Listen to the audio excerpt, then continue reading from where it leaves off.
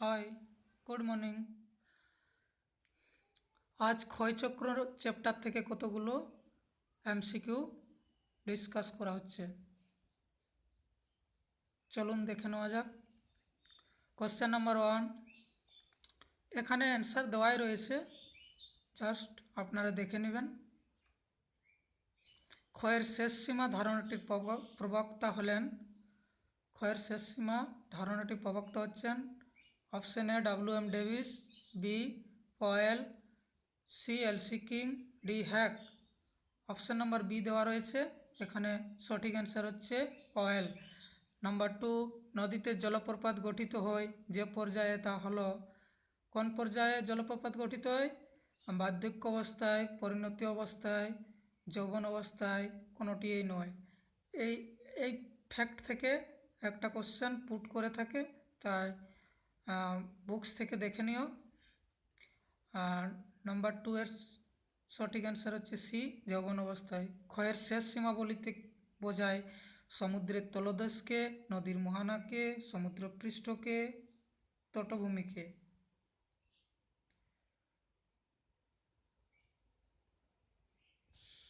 ক্ষয়ের শেষ সীমা বলিতে বোঝায়, এখানে সঠিক অ্যান্সার হয়েছে তটভূমিকে। ডেভিস ছাড়া কার শুষ্কতার ক্ষয়চক্রের ধারণা অত্যন্ত জনপ্রিয় ও গৃহীত হয়েছিল? প্ল্যাঙ্কের, এলসি কিংয়ের, জেটি হেকের, কোনোটিই নয়, এলসি কিংয়ের। একটি ভূমিরূপে নির্দিষ্ট জীবন ইতিহাস আছে, উক্তিটি কে করেছিলেন? নির্দিষ্ট জীবন ইতিহাস আছে, C H. Crickmay, J T Hack, W M. Davis, Planck. সঠিক অ্যান্সার হচ্ছে ডেভিস। নদীর ক্ষয়কার্যের পরিণত অবস্থায় দেখা যায় মন্থকূপ, মনার্দনক, প্লাবন সমভূমি, শৃঙ্খলিত শৈলশিরা। সঠিক অ্যান্সার ডি। নদীর ক্ষয়কার্যের বার্ধক্য অবস্থায় দেখা যায়, কি দেখা যায়? মনার্দনক। পেনিপ্লান হলো সমুদ্রপৃষ্ঠের সমান উচ্চে অবস্থিত প্রায় সমতল এক তরঙ্গায়িত সমভূমি। এটা হচ্ছে সঠিক অ্যান্সার।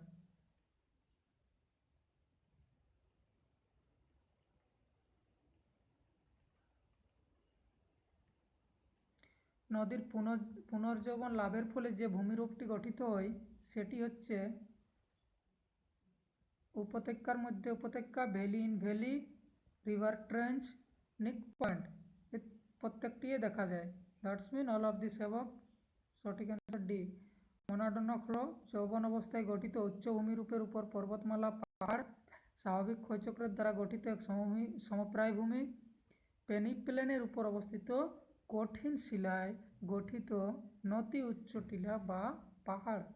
মনাডনক হচ্ছে পেনিপ্লেনের উপর অবস্থিত কঠিন শিলায় গঠিত নাতি উচ্চ টিলা বা পাহাড়। Option number C correct answer. Question number 11, শুষ্কতার ক্ষয়চক্র বলতে বোঝায়, শুষ্কতার ক্ষয়চক্র বলতে কি বোঝায়? হিমবাহ অঞ্চলে যে ক্ষয়চক্র দেখা যায়, না আর্দ্র নাতিশীতোষ্ণ অঞ্চলে, না মরু অঞ্চলে যে ক্ষয়চক্র দেখা যায়। ওকে, এটা সঠিক অ্যান্সার। এলসি কিং কোন অঞ্চলের গঠন বর্ণনা করতে গিয়ে তার শুষ্কতার ক্ষয়চক্র মতবাদটির অবতারণা করেন? এশিয়ার নাতিশীতোষ্ণ অঞ্চলের, সাইবেরিয়া শীতল অঞ্চলের, আফ্রিকার সাবনা অঞ্চলের, আমেরিকার কাস্ট অঞ্চলে, আফ্রিকার সাবনা অঞ্চলে। এটা সঠিক অ্যান্সার হচ্ছে সি। এলসি কিং এর শুষ্কতার ক্ষয়চক্র কয়টি পর্যায়ের কথা উল্লেখ রয়েছে?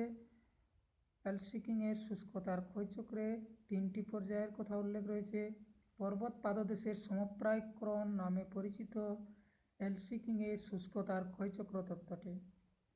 পেডিপ্লেনেশন। ওকে, খুব ইম্পর্টেন্ট কোশ্চেন।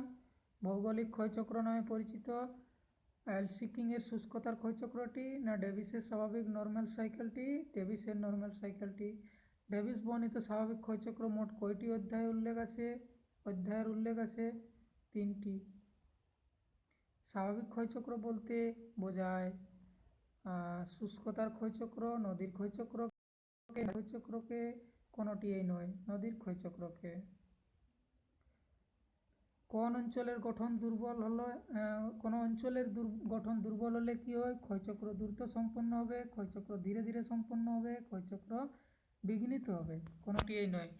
এখানে অপশান রয়েছে আর সঠিক অ্যান্সার এ, ক্ষয়চক্র দ্রুত সম্পন্ন হবে। স্বাভাবিক ক্ষয়চক্র তত্ত্বের প্রবর্তককে? স্বাভাবিক ক্ষয়চক্রের ডেভিস, সবাই জানো। স্বাভাবিক ক্ষয়চক্রটি হলো একটি আবদ্ধ নিয়ম তত্ত্ব, উন্মুক্ত নিয়ম তত্ত্ব, উভয়ই না, কোনোটিই নয়। অপশন নম্বর এ সঠিক অ্যান্সার। ডেভিস তার স্বাভাবিক ক্ষয়চক্রের ধারণাটি দিয়েছিলেন 1899 খ্রিস্টাব্দে। এটা খুব ইম্পর্টেন্ট কোশ্চেন। গতিশীল ভারসাম্য তত্ত্বের জনক হলেন জেটি হ্যাক। উষ্ণমরু অঞ্চলে বৈশিষ্ট্য উষ্ণভূমিকে বলে? বাজাদা, পালিহাড়ি, মোনাডোনা, ইনসেলবার্চ। নদীর ক্ষয়চক্রের যৌবন অবস্থায় দেখা যায়? অপশন নম্বর এ প্লাবনভূমি, অপশন নম্বর বি সমপ্রায় ভূমি, অপশন নম্বর সি গিরিখাত ও কেনিয়ান, অপশন নম্বর ডি অশ্বক্ষুরাকৃতি হ্রদ। নদীর ক্ষয়চক্রের যৌবন অবস্থায় দেখা যায় গিরিখাত ও কেনিয়ান। এলসিকিং শুষ্কতার ক্ষয়চক্রের ধারণাটি অবতারণা করেছিলেন 1890। এলসিকিং শুষ্কতার ক্ষয়চক্রের অবতারণা করেছিলেন, এটা মনে হচ্ছে ভুল রয়েছে, এটা সঠিক অ্যান্সার হবে 1948।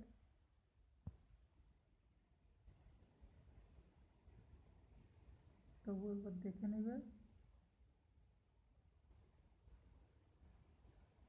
স্বাভাবিক ক্ষয়চক্রকে আখ্যা দেওয়া হয় শুষ্কতার ক্ষয়চক্র বলে, হিমবাহের ক্ষয়চক্র বলে, ভৌগোলিক ক্ষয়চক্র বলে, ভৌগোলিক ক্ষয়চক্র বলে। ভৃগুতটের সমান্তরাল পশ্চাৎপাষাণের কথা বলা হয়েছে এলসিকিং এর শুষ্কতার ক্ষয়চক্র তত্ত্বটিতে। সঠিক অ্যান্সার।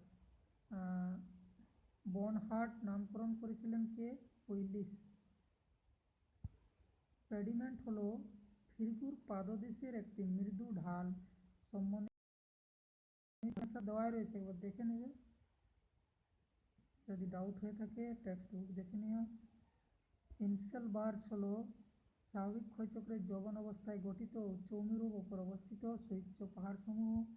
স্বাভাবিক ক্ষয়চক্রের ফলে গঠিত সমপ্রায় ভূমি। শুষ্কতার ক্ষয়চক্রে গঠিত পেডিমেন্টের মধ্যভাগের অবশিষ্ট পাহাড়। এটা সঠিক অ্যান্সার হচ্ছে শুষ্কতার ক্ষয়চক্রে গঠিত পেডিমেন্টের মধ্যভাগের অবশিষ্ট পাহাড়। ইনসেলবার্চ হলো শুষ্কতার ক্ষয়চক্রে গঠিত পেডিমেন্টের মধ্যভাগের অবশিষ্ট পাহাড়। এটা রিপিট হয়ে গেছে কোশ্চেনটা। ইনসেলবার্চ আরও ক্ষয়িত হলে বনহার্ট গঠিত হয়। উইলিয়াম মরিস ডেভিস ছিলেন একজন আমেরিকান যুক্তরাষ্ট্রের ভূতত্ত্ববিদ। উইলিয়াম মরিস ডেভিস স্বাভাবিক ক্ষয়চক্রের ধারণাটি দিয়েছিলেন। সঠিক অ্যান্সার। বনহার্ট গঠিত হয় মোনাডোনা ক্ষয়িত হয়ে নদীর ক্ষয়কার্যের ফলে, নদীর পুনর্যৌবনের ফলে। ইনসেলবার্চ ক্ষয়িত হয়ে মস্তক বিশিষ্ট গম্বুজে রূপান্তর হলে। অপশন নম্বর ডি সঠিক অ্যান্সার। কপিজ গঠিত হয় বনহার্ট গুলি ক্ষয়িত হয়ে বোল্ডারের স্তূপে পরিণত হলে। সঠিক অ্যান্সারটাই প্যাডিপলান দেখা যায় কিং বর্ণিত শুষ্কতার ক্ষয়চক্রের পার্থক্য পর্যায়ে। ক্ষয়চক্রে বাধার মূল কারণগুলি হলো ক্ষয়ের শেষ সীমার পরিবর্তন, অপশন এ, অপশন বি স্থিতিশীল রূপান্তর, অপশন সি আকস্মিক ঘটনাবলী। এই তিন সবকটি ঠিক। ক্ষয়ের শেষ সীমার ধনাত্মক পজিটিভ পরিবর্তন বলিতে বোঝায় ক্ষয়ের শেষ সীমার কাছাকাছি এসে পড়াকে, ভূমিরূপের ক্ষয়ের শেষ সীমা থেকে দূরে সরে যাওয়াকে, ক্ষয়ের শেষ সীমার পরিবর্তন না হওয়াকে। সেটা হচ্ছে কোনোটিই সঠিক নয়। 1899 সালে ডেভিস তার স্বাভাবিক ক্ষয়চক্রের ধারণাটি দিয়েছিলেন। ক্লোজ সিস্টেম থিওরি বলিতে কি বোঝায়? আবদ্ধ নিয়ম তত্ত্ব। ভূ উত্থানের পর প্রাকৃতিক শক্তি দ্বারা ক্ষয়কার্য সম্পন্ন হওয়াকে বলা হয়। আবদ্ধ নিয়ম তত্ত্ব বলছে ভূ উত্থানের পর প্রাকৃতিক শক্তি দ্বারা ক্ষয়কার্য সম্পন্ন হওয়াকে আবদ্ধ বলা হচ্ছে। স্বাভাবিক ক্ষয়চক্র বলতে বোঝায় আর্দ্র নাতিশীতোষ্ণ অঞ্চলের ক্ষয়চক্রকে। ডেভিসের তত্ত্বানুযায়ী স্বাভাবিক ক্ষয়চক্র হচ্ছে মোট তিনটি অধ্যায়ে রয়েছে। তত্ত্ব অনুযায়ী ডেভিস কোন স্থানের গঠন বলতে বুঝিয়েছেন নিম্নস্থ শিলাটির নতি, শিলাটির কাঠিন্যাত্য, শিলাটিতে নতি বা ভাঁজের উপস্থিত। ওপরের সবকটি ঠিক রয়েছে। গিরিখাত, ক্যানিয়ন, শৃঙ্খলিত শৈলশিরা, মন্থকূপ ইত্যাদি দেখা যায় স্বাভাবিক ক্ষয়চক্রের যৌবন অবস্থায়। প্লাবন সমী পলল বেজি, নদী বাঁক বা মিয়ান্ডার, পর্যায়িত নদী ঢাল ইত্যাদি দেখা যায় স্বাভাবিক ক্ষয়চক্রের পরিণত অবস্থায়। এগুলো একটু দেখে নিও। প্যাডিপ্লেন হলো শুষ্কতার ক্ষয়চক্র বার্ধক্য প্যাডিমেন্টগুলির মিলিত হওয়া একটি বিশাল সমপ্রায় ভূমি। নদীমঞ্চ গঠিত হয়। নদীমঞ্চ কোথায় গঠিত হচ্ছে? নদীর পুনর্জীবন লাভের ফলে এটা গঠিত হয়। ক্ষয়চক্রের পথে বাধার একটি কারণ হলো আকস্মিক ঘটনা। এই আকস্মিক ঘটনার উদাহরণ হচ্ছে জলবায়ুর পরিবর্তন, না অগ্ন্যুৎগম, না সমুদ্রতলের পরিবর্তন। এ বি দুটোই।